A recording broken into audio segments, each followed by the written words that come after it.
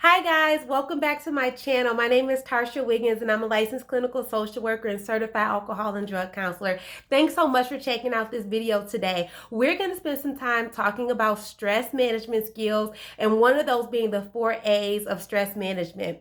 Before we jump into our content, as you'll hear me say in every video, these videos are intended to be of educational value to you. They're not intended for you to treat yourself independently, so please consult a behavioral health professional. Now that that's out of the way, let's jump right into our topic. Guys, summer is finally here. The world is opening back up. We want to get out. We want to do things. We want to live our very best life. I know I do. I hope you guys want to as well. But with that comes a lot of responsibilities, a lot of extra tasks, a lot in terms of us moms or parents that's working from home, and our kids are out on summer break. We're trying to juggle the demands of work, caring for our kids. Maybe we have some sports activities. Maybe we have other obligations with friends or family or our own personal hobbies. So in essence, it's stress on top of stress on top of responsibility on top of more and more and more and more. So never fear. We're going to talk about how can we manage that stress so that we don't have a big right? So let's do that. There's the 4 A's, or these 4 tips or things that you can do to kind of help you manage your stress level.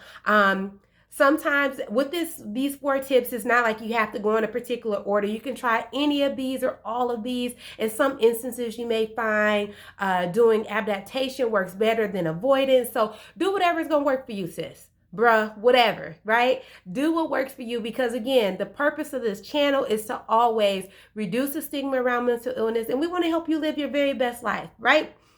So let's do it. Let's talk about the 4 A's. One of the A's is, no, I'm not going to start with adaptation. One of the first A's, or one of the A's, is avoidance. This is a great one.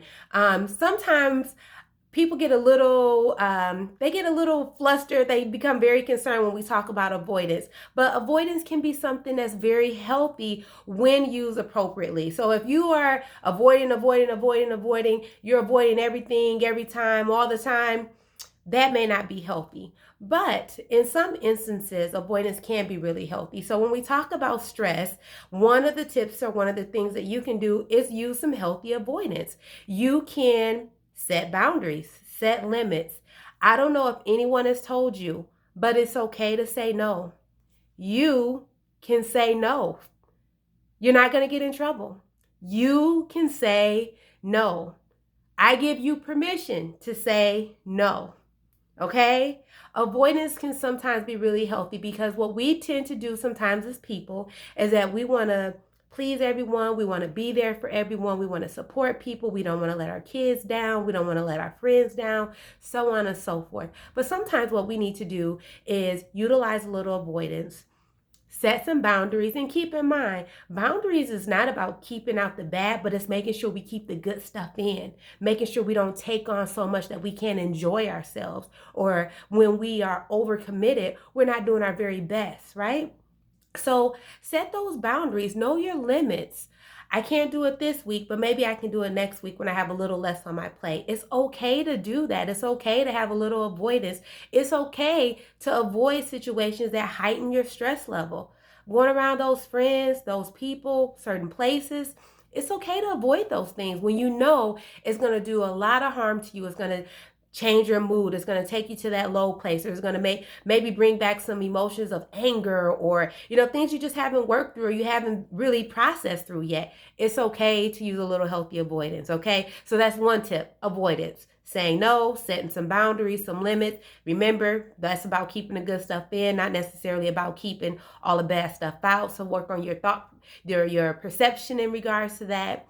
And then also, knowing when you overcommit, you're not your best version. You're not fully there. You're not able to do all the wonderfulness that you want to do. All right, let's move on. Let's talk about another A. Another A is, let's talk a little bit about alter. This is another really good one.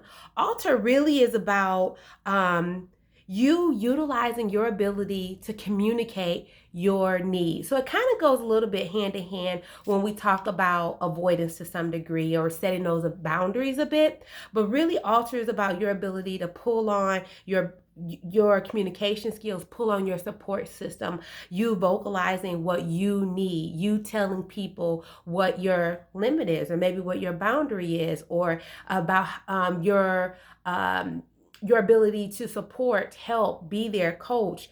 Maybe you have a limit, or maybe you need to communicate that this is something that's really hard for you, or this is a very hard time of year for you. Maybe this is the time where a loved one passed away, or you just feel really overwhelmed in the summer because you have so many other tasks or obligations.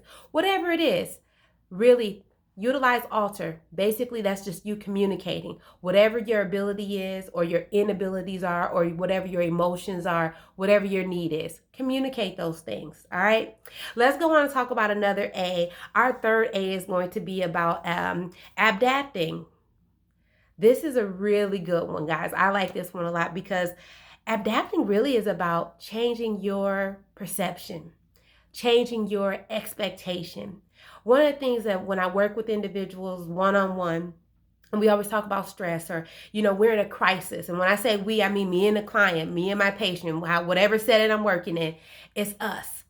There's a crisis. Sometimes it's really powerful to look at that crisis, or look at this big thing, this big moment that's happening, and saying, let's flip our perception about this. Is this all bad? Is this 100% bad? Is this thing that's really big and really consuming all of your energy this week, will it matter in 2 weeks? Will it matter in 3 days? Guys, I tell you, when you really are in a place and you can do that, you can really look at your problem, your situation, your circumstance, and really take a step back and ask yourself that, and really think through it, like, it's a big something today, but will that even matter in 2 weeks? Will this be as important in 2 months? Sometimes being able to shift your perception, alter the way you view that thing, can really help lessen your anxiety level, lessen your stress level about it. Because now it's not the end of the world. You don't have to get it right. It doesn't have to be perfect. You're changing your perception, your perspective about that thing. That's really, really powerful.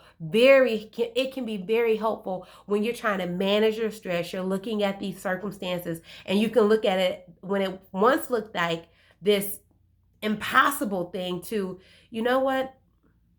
It's important, but it's not even going to be that big of a deal. You come with it, or you approach it with a different level of energy, and your thought process tends to be a bit more clear. Okay, so keep that one in mind.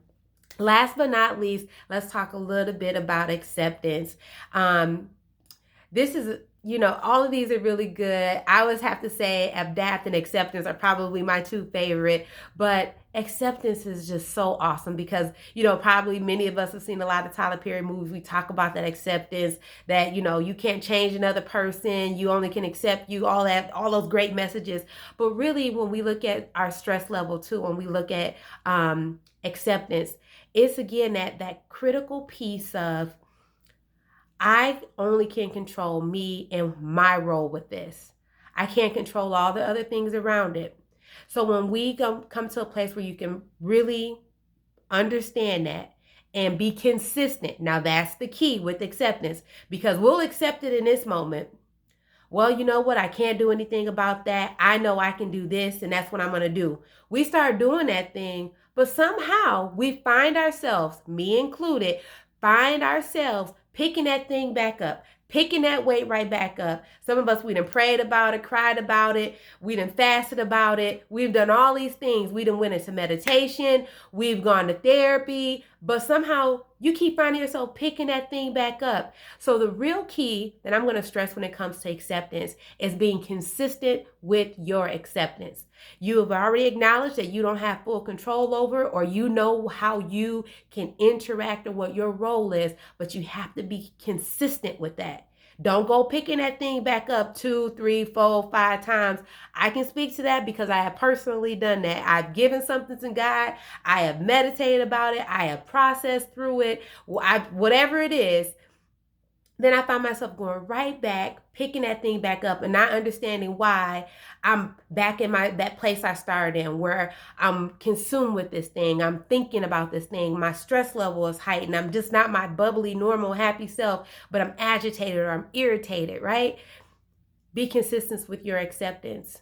Once you understand your role, how you can interact with something, how you can move in that thing, don't go back and pick it up. Be consistent, because what we'll find ourselves doing is going to change you. It's going to take you to that place you don't want to go. And that's what stress does in general. Stress can become so heightened in us that it can resonate in our physiological symptoms: chest pain, tightness, or your mood changes, irritable, angry, maybe you're depressed, you worry, your sleep is off. All those things can all be induced by stress. So hopefully some of these tips were helpful. You can avoid some things. You can talk about adapting, utilizing your communication skills. You also can look at, we talked about avoidance, adapting. We're going to look at alter is the communication, using your communication skills. And then adapting is a changing your expectation. And then lastly, acceptance, being consistent with our acceptance, staying in that place of what I can do and not worried about all the other things that I can't do, and how helpful that can be to you. These were your mental health minutes. I hope you found these to be very helpful today. As you'll hear me say in every video, the purpose of these videos are to reduce the stigma around mental illness. And a lot of times people think mental illness is depression, anxiety, but sometimes mental illness simply can be the symptomology. What we talked about today was stress, how that can resonate physically, physiologically, how that can resonate in your mood and your presentation. That's how these behavioral health symptoms come upon us. That's how you can develop anxiety. That's how you can develop a mood disorder. It's because you got so much stuff going on. You're so heavy in so many different ways. So hopefully this video is helpful. Please, please, please share this video, share it with someone, talk about it with some friends. Let's start those healthy conversations, and I'll see you in the next video. Thanks so much.